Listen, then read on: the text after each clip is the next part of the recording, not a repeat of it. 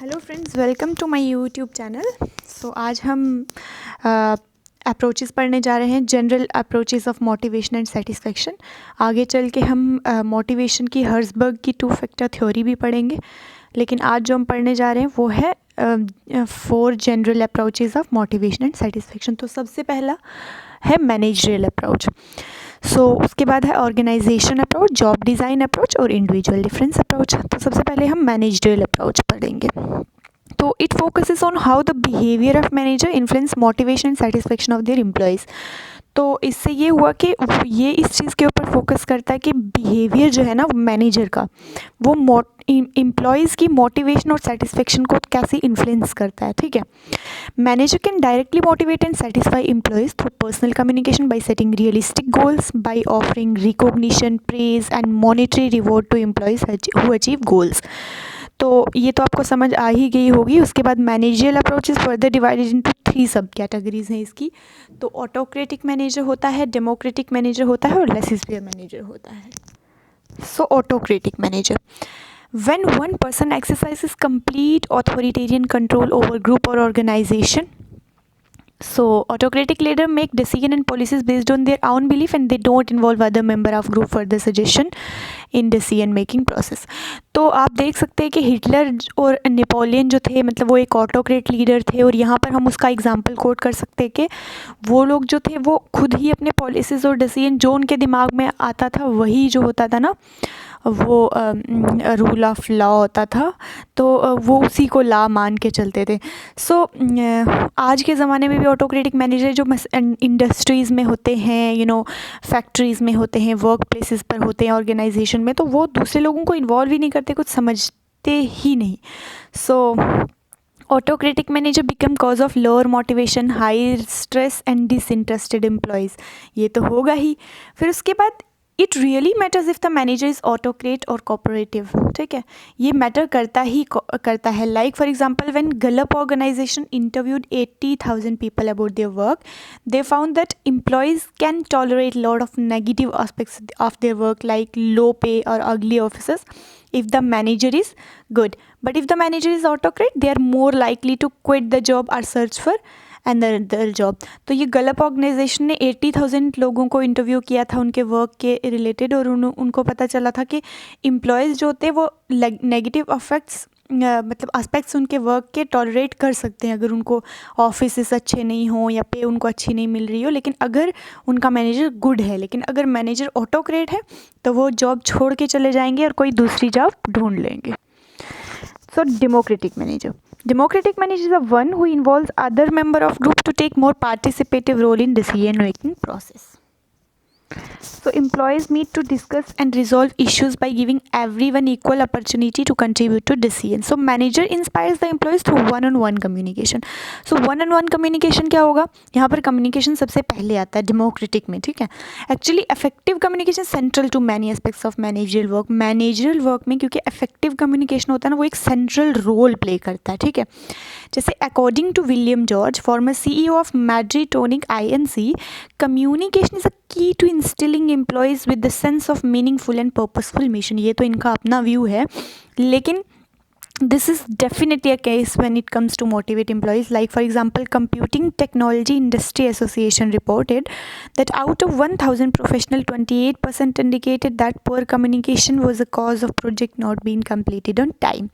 So इन्होंने भी ये कहा, Computing Technology Industry Association ने, कि जो poor communication होता है और managers और employees के बीच में, वही responsible होता है हमेशा। 28% प्रोफेशनल्स ने कहा आउट ऑफ 1,000 की पुअर कम्युनिकेशन नहीं होता है, उसकी वजह से ही प्रोजेक्ट कंप्लीट नहीं हो पाता टाइम पर। Then there is laissez-faire. Laissez-faire is a Latin term, means let it free. So laissez-faire manager have trust and reliance on their employees.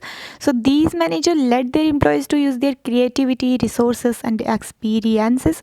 So ये मैनेजर्स जो होते हैं वो उनको अपने एम्प्लॉयज़ पर ट्रस्ट होता है, और वो उनको कहते हैं कि भाई तुम अपना क्रिएटिविटी, अपने रिसोर्सेज और अपने एक्सपीरियंसेस को यूज़ करके वर्क ऑर्गेनाइजेशन मैनेजमेंट को इफ़ेक्टिव बनाओ। ठीक है, तो उसके बाद है ऑर्गेनाइजेशनल अप्रोच। ये सेकंड अप्रोच है। मैनेजरियल अप्रोच में यही 3 चीज़ें थी जो हम पढ़ चुके हैं।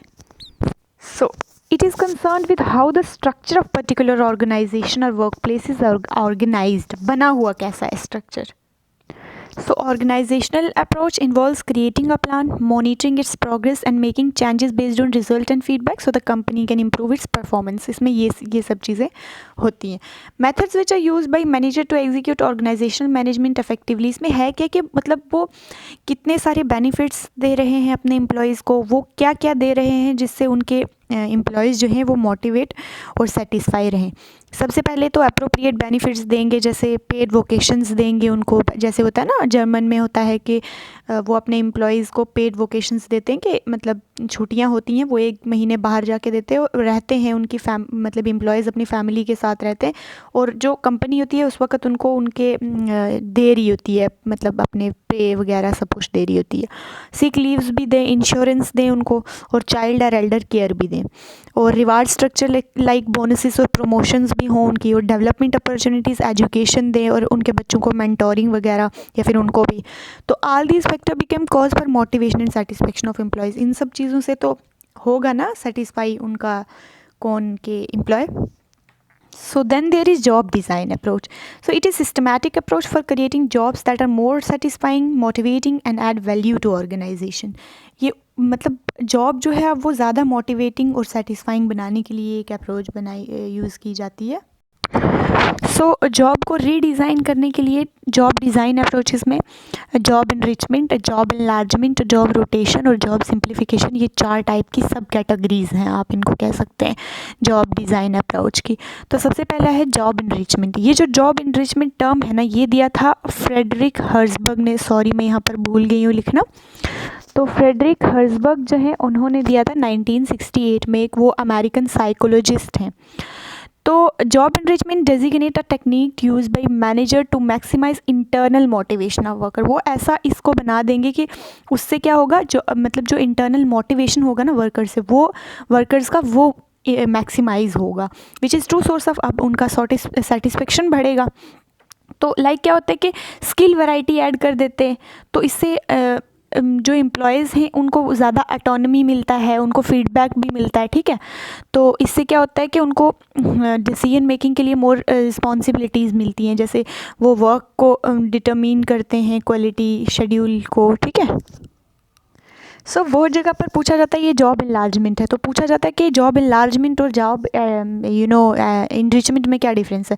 तो इनरिचमेंट होता है मतलब जॉब एग्जिस्टिंग ही जॉब की जॉब है, सेम जॉब को थोड़ा ज़्यादा इंटरेस्टिंग बना देते हैं. ठीक है, और जॉब इनलार्जमेंट में ऐसा होता है कि जॉब इनलार्जमेंट में जो आपकी जॉब है वो जॉब में ज़्यादा एक्टिविटीज़ डाल देते हैं. ठीक है, फॉर एग्जांपल हमें कोई प्रेजेंटेशन दिया गया, हमें मतलब स्कूल में हम हर दिन जाते हैं तो सेम हम क्लास लगाते हैं, वापस आ जाते हैं, होमवर्क करते हैं ये सब.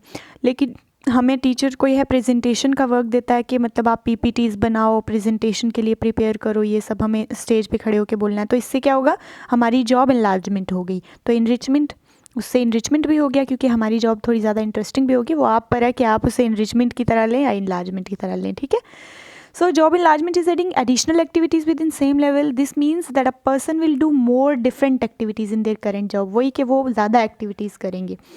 A recent study shown that by expanding scope of job, worker found benefits such as mere satisfaction, reduced boredom, and job increased motivation. So job enlargement done only on horizontal level, that is job remains same but of larger scope than before. मतलब वही कि उसमें activities ज़्यादा हो गई हैं. ठीक है, then there is job rotation. So this is one of method to reduce boredom, which employs moving of employees from one job to another so that there is some relief for employees from boredom of monotonous job. अब ये है कि job rotation क्या होता है. Job rotation होता है like for example मैं पहले स्टूडेंट हूँ, मैं बस स्कूल में आ रही हूँ, बस सुन के जा रही हूँ. ठीक है, और अब क्या हुआ कि मुझे प्रेजेंटेशन में कुछ दिया गया है कि ये आपको प्रेजेंट करना है, तो मेरा जॉब चेंज हो गया. पहले मैं स्टूडेंट थी, बस सुन रही थी, अब मुझे कुछ बोलना भी है. ठीक है, तो वो मेरा मतलब नेचर ऑफ जॉब चेंज हो गया. अब जॉब सिंप्लीफिकेशन.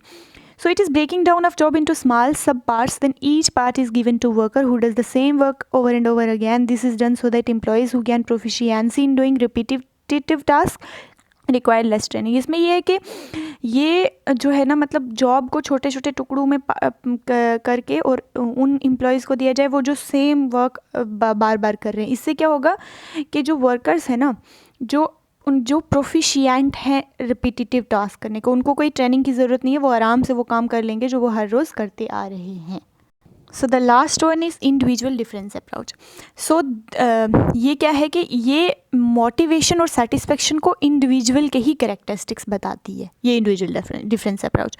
सो ये क्या होते हैं कि individual differences are unique needs, personalities and other characteristics. मतलब हम लोग सब जो हैं वो इक्वल तो है नहीं है, हम में डिफरेंसेस तो है ही हैं। तो ये वो होते हैं जैसे हमारी अलग ज़रूरतें, आपकी अलग वैल्यूज़, मेरी अलग है, आपकी पर्सनालिटी अलग है, ये सब चीज़ें जो एम्प्लॉयज़ अपने जॉब में लाते हैं। तो ये इंडिविजुअल से इंडिविजुअल में डिफ़र करती हैं। लाइक फॉर एग्जांपल अमेरिकन जो होते हैं वो यूजुअली टॉल होते हैं और वाइट भी होते हैं, और जापानीज़ जो होते हैं वो शॉर्ट होते हैं लेकिन इंटेलेक्चुअल और इनोवेटिव होते हैं। सो ये वाली चीज़ होती है। So according to individual difference approach, motivation and attitude are stable aspects of an employee psychological makeup and managers have very limited ability to change them.